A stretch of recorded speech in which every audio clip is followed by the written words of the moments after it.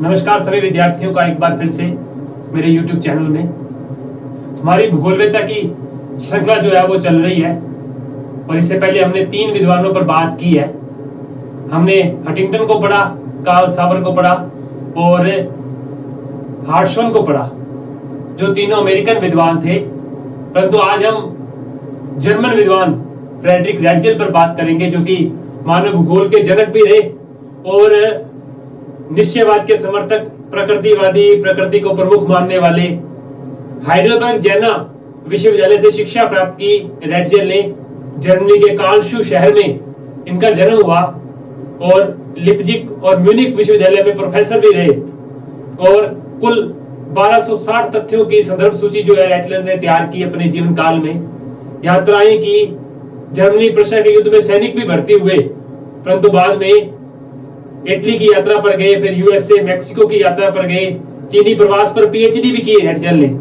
तो आज हम रैटजेल के जीवन काल पर बात करेंगे कि रैटजेल ने अपने जीवन काल में क्या कुछ किया, कैसा सफर रहा इनका और प्रमुख रचनाएं क्या की, किस विचारधारा के समर्थक थे रैटजेल। तो आज जर्मन विद्वान फ्रेडरिक रैटजेल पर बात करेंगे भी। चलिए, रैटजेल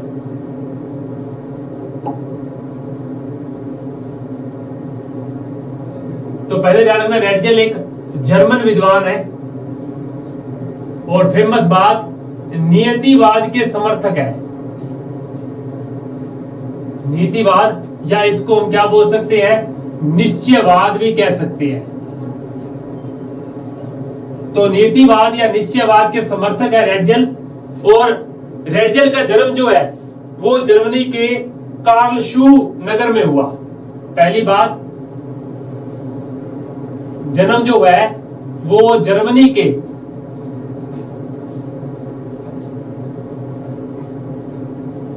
कार्लशू नामक स्थान पर हुआ। इससे पहले हम्बोल्ट व रिटर तो जर्मन विद्वान हुए जिन्होंने भूगोल को अत्यधिक देन दी है, परंतु मानव भूगोल को अलग विषय के रूप में पढ़ाए जाने का जो विचार है वो रैटजेल का था। यानी इसने मानव भूगोल को एक अलग शाखा के रूप में पढ़ाना शुरू किया, इसको विषय के रूप में संबंधित किया, अत्यधिक कार्य किए रैटजेल ने। तो नीतिवाद के और मानव भूगोल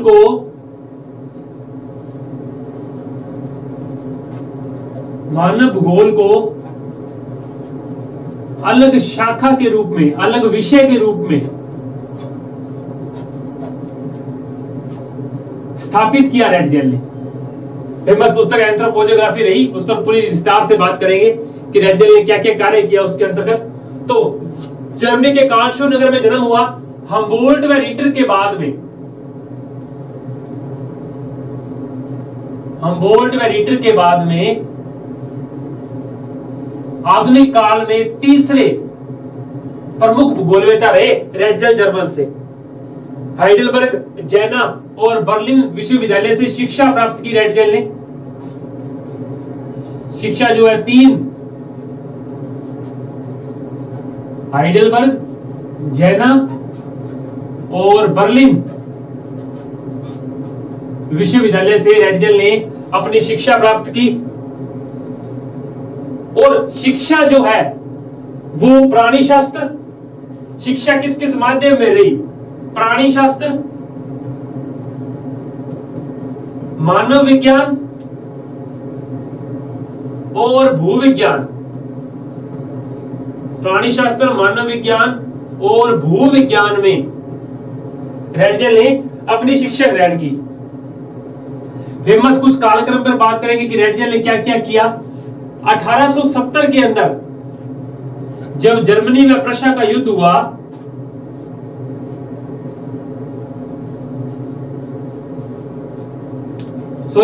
फ्रांस व प्रशा का ध्यान रखेंगे,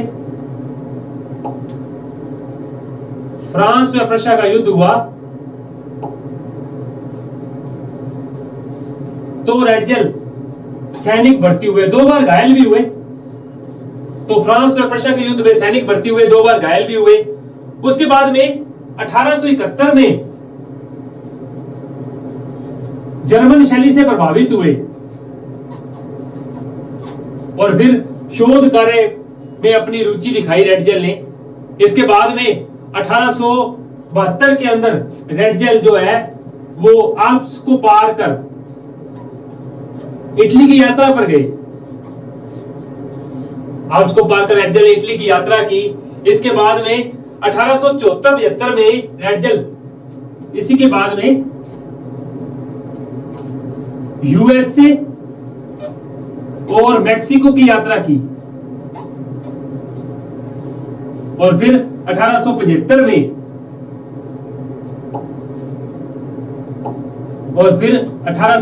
में वापिस स्वदेश लौट आए।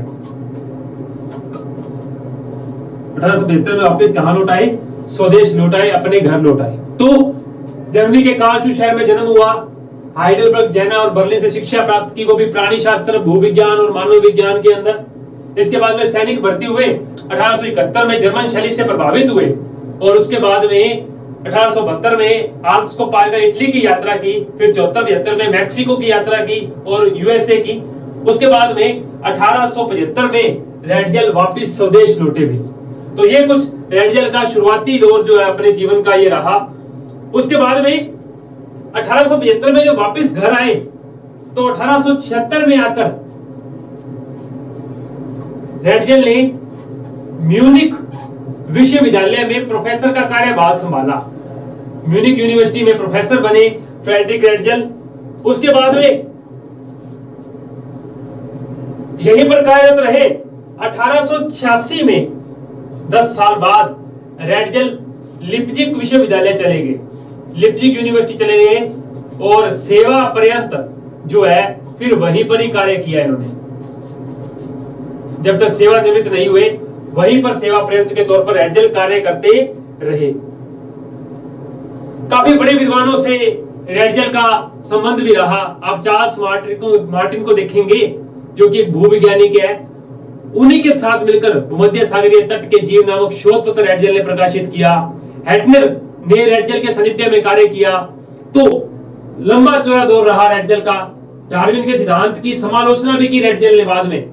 चलिए उस पर पूरा डिटेल से बात करेंगे किन किन पुस्तकों पर रेडजेल ने कार्य किया। तो पहले ये कि 76 में म्यूनिक यूनिवर्सिटी में और 10 साल बाद लिप्जिग यूनिवर्सिटी में प्रोफेसर का कार्यभार संभाला रेडजेल ने, परंतु फिर सेवानिवृत्त होने तक वही लिप्जिग यूनिवर्सिटी में ही प्रोफेसर जो है वो बने रहे। आगे हम रेडजेल की प्रमुख बात पुस्तकें जो है उस पर बात करेंगे, किन किन पुस्तकों पर रेडजेल ने काम किया। एक तो ध्यान रखेंगे रेडजेल ने अपनी पीएचडी जो है, अपनी डॉक्टरेट जो है वो चीनी प्रवास पत्र पर जो है, चीनी प्रवास है उस पर पूरी की है। तो रेडजेल की पीएचडी शोध पत्र का नाम चीनी प्रवास था, जिसमें उन्होंने डॉक्टरेट की उपाधि प्राप्त की। भूमध्य सागरीय तट के जीव नामक पुस्तक उन्होंने चार्ल्स मार्टिन के साथ मिलकर जो है उस पर कार्य किया। बाकी हम बात कर चुके हैं कि हेटनर जो है वो रेडजेल के सानिध्य में कार्य करते रहे। ठीक है, चलिए पहली किताब, कुल वैसे रेडजेल ने अपने जीवन में 24 पुस्तकें, 24 पुस्तकें, 560 लेख, 146 लघु जीवन वृत्तांत,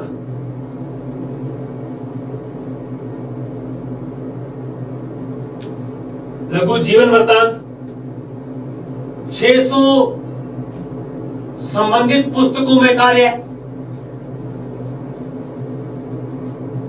और 1260 के आसपास जो है इन्होंने तथ्यों का संदर्भ ग्रंथ लिखा।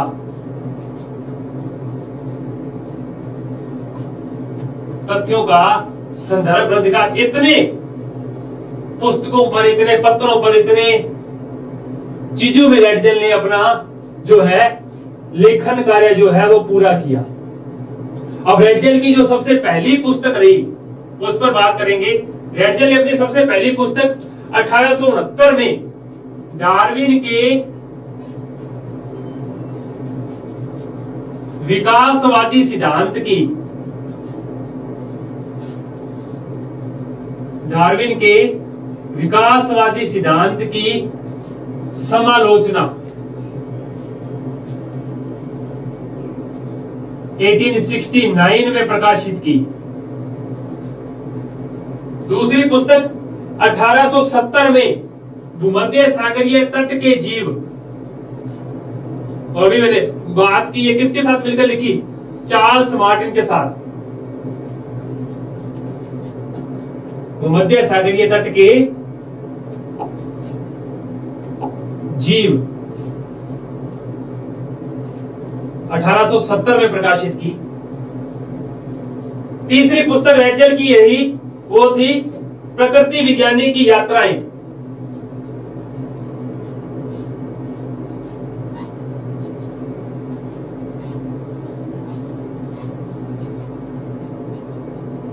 प्रकृति विज्ञानी की यात्राएं 1872 में। फिर 1876 में चीनी उत्प्रवास,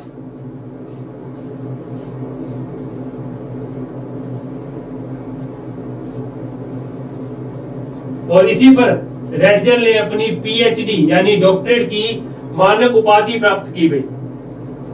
इसके बाद में उत्तरी अमेरिका का सामाजिक और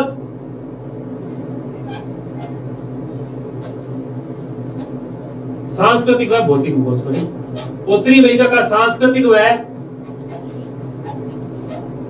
भौतिक भूगोल लिखा रेडजल ने, और रेडजल ने इसे 2 खंडों में प्रकाशित करवाया। 1878 में पहला खंड और 1880 में दूसरा खंड। तो 2 खंड रेडजल की इस पुस्तक के रहे, उत्तरी अमेरिका का सांस्कृतिक व भौतिक भूगोल। इसके बाद में रेडजल की सबसे प्रमुख पुस्तक जो है वो रही एंथ्रोपोज्योग्राफी। एंथ्रोपोज्योग्राफी जिसे कि मानव भूगोल भी कहा जाता है।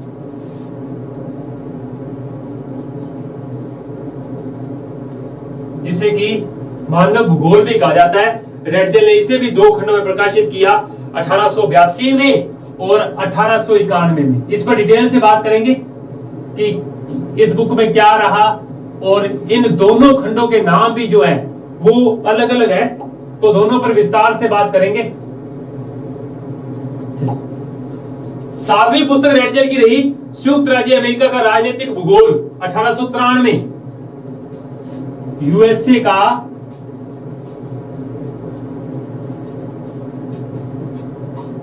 राजनीतिक भूगोल,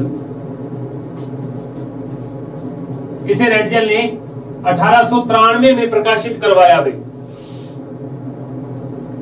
इसके बाद में फेमस किताब रही राजनीतिक भूगोल, पोलिटिकल ज्योग्राफी, जिसमें रेडजल ने लेज रोम और रोमन की अवधारणा, लेवेंस रोम की अवधारणा जो है प्रकाशित की। तो राजनीतिक भूगोल का प्रकाशन किया रेडजल ने, और इसका भी 2 खंड रहे, एक खंड 1897 में और एक खंड 1903 में। इसके बाद में रेडजल ने जर्मनी का प्रादेशिक भूगोल लिखा।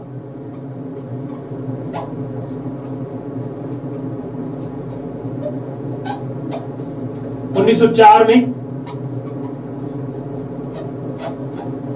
जर्मनी का प्रादेशिक भूगोल रेडजल ने 1904 में। फिर पृथ्वी और जीवन लिखी।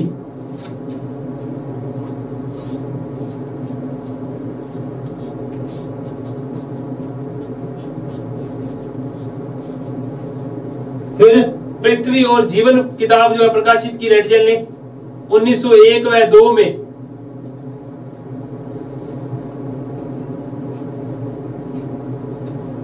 फेमस किताब रही एक और, मानव जाति का इतिहास, वालकर कुंडे।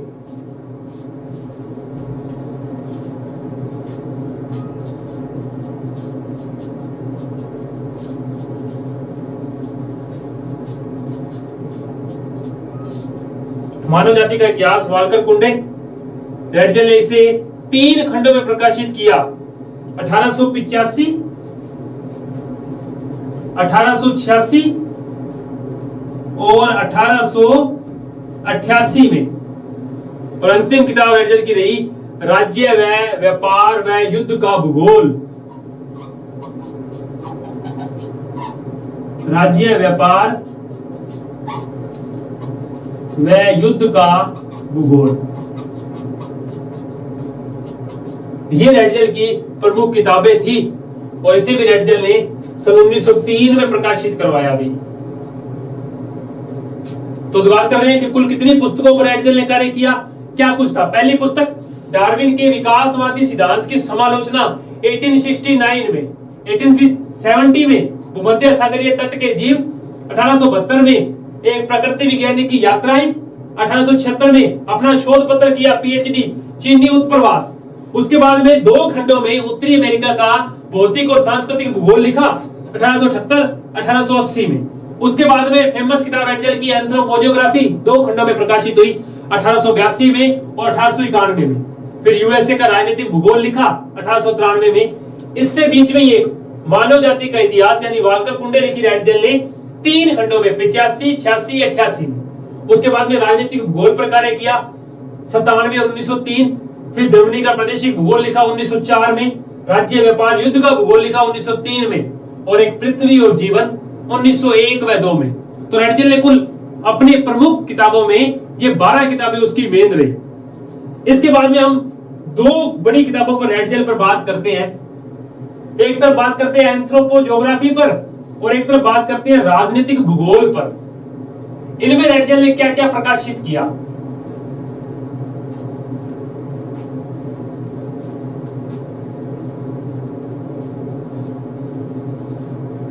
एंथ्रोपोजियोग्राफी जिसके 2 खंड रहे। पहला खंड 1882 में और दूसरा खंड जो है वो 1891 में प्रकाशित किया रेडजल ने। पहला जो खंड है उसका जो पत्र का नाम था वो आप नोट कर लेंगे, an introduction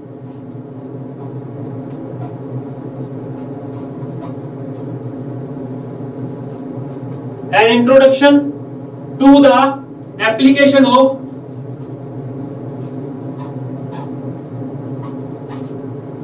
geography to history।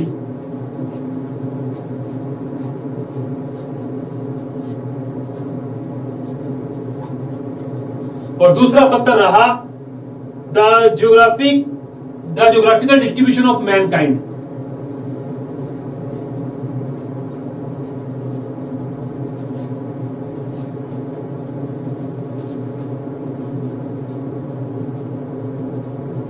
Geographical distribution of Mankind. अब रेडजल ने अपनी पहली पुस्तक में ये जो किताब है इसमें इतिहास पर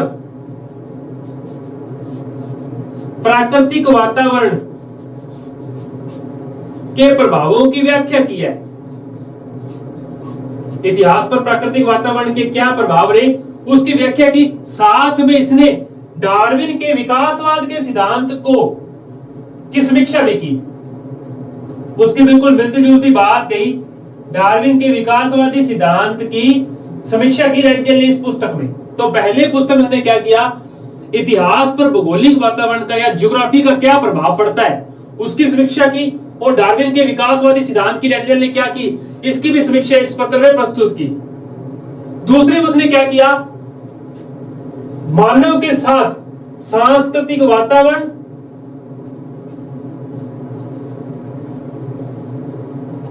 उसका आवास, उसका भौगोलिक वातावरण, इन सब की व्याख्या की। तो पहली पुस्तक जो फेमस रही एंथ्रोपोजियोग्राफी, जिसको 2 खंडों में प्रकाशित किया रेडजल ने, उसमें पहले में तो इतिहास पर प्राकृतिक वातावरण का प्रभाव और दूसरे में उसने मानव के सांस्कृतिक वातावरण, उसके आवास और उसके भौगोलिक वातावरण की जो है वो चर्चा की। इसके बाद में रेडजल की दूसरी पुस्तक रही राजनीतिक भूगोल।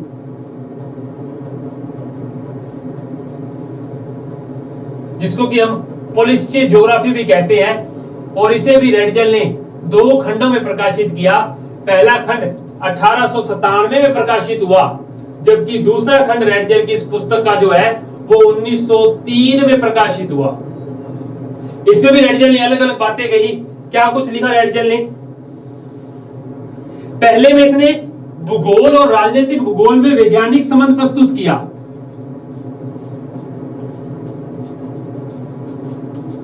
भूगोल में, राजनीतिक भूगोल में वैज्ञानिक संबंध प्रस्तुत किया कि दोनों के बीच में क्या संबंध है, इस पर बात की। और दूसरी पुस्तक में उसने लेबेंसरोम अवधारणा को प्रस्तुत किया। लेबेंसरोम अवधारणा यानी रहने योग्य स्थान। रहने योग्य स्थान या लेबेंसरोम की अवधारणा को रेडजेल ने 1903 वाली दूसरी पुस्तक जो राजनीतिक भूगोल का दूसरा खंड है उसमें प्रकाशित किया भी। इसके बाद में रेडजेल इन्हीं पुस्तकों में मानव के विकास के लिए 3 उत्तरदायी कारकों की बात करता है। पहला कारक है लेज, दूसरा है रोम और तीसरा है रेमन। लेज, रोम और रेमन ये 3 बातें करता है। पहले को मानता है वो सिचुएशन यानी स्थिति, दूसरे कारक को मानता है वो स्पेस यानी क्षेत्र, और तीसरे को मानता है लिमिट्स यानी सीमाएं। इसी पुस्तक में रेडजेल ने यह बात कही है कि राज्य जो है वो एक जैविक इकाई है। राज्य एक जैविक इकाई है और सीमाएं जो है वो इसकी त्वचा होती हैं। सीमाएं इसकी त्वचा होती हैं। एक तो यह परिभाषा बहुत बार पूछी गई है, राज्य एक जीव है। लेबेंसरोम की अवधारणा क्या है, लेज, रोम और रोमन क्या है, ये मानव के विकास के लिए 3 उत्तरदायी कारकों को रेडजेल ने बताया है। राज्य एक जीव है, सीमाएं इसकी त्वचा होती हैं, रेडजेल की परिभाषा है। इसके अलावा रेडजेल की 2 अन्य परिभाषा बड़ी फेमस है। एक तो मानव भूगोल जो है वो मानवीय समाजों और धरातल के बीच संबंधों का अध्ययन है। आप कक्षा एनसीईआरटी की 12वीं की मानव भूगोल के सिद्धांत पुस्तक देखेंगे, उसमें यह परिभाषा का जिक्र है, तो वहां से यह परिभाषा भी आप ध्यान रखेंगे। इसके बाद में कि मानव भूगोल के तथ्य सर्वत्र वातावरण से संबंधित होते हैं और ये एक भौतिक दशाओं का योग है। यह परिभाषा भी रेडजेल की है कि मानव भूगोल के तथ्य सर्वत्र वातावरण से संबंधित होते हैं और उन्हीं की भौतिक दशाओं का योग है। एक परिभाषा हमने बात की, राज्य एक जैविक इकाई है, सीमाएं इसकी त्वचा होती हैं। एक ये कि मानव भूगोल मानवीय समाजों और धरातल के बीच संबंधों का अध्ययन है। ये 3 परिभाषा रेडजेल की बार बार हमसे पेपरों में पूछी जाती हैं, ध्यान रखेंगे। अब रेडजेल ने एक पुस्तक लिखी है, हमने इस पे बात की थी पहले भी, कि जर्मनी का प्रादेशिक भूगोल, इसे बोलते हैं ड्वार्शलैंड।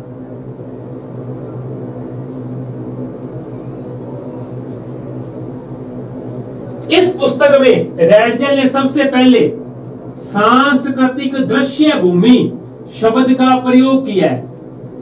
कल्चरल लैंडस्केप का सांस्कृतिक दृश्य भूमि शब्द का प्रयोग सबसे पहले किसने किया है?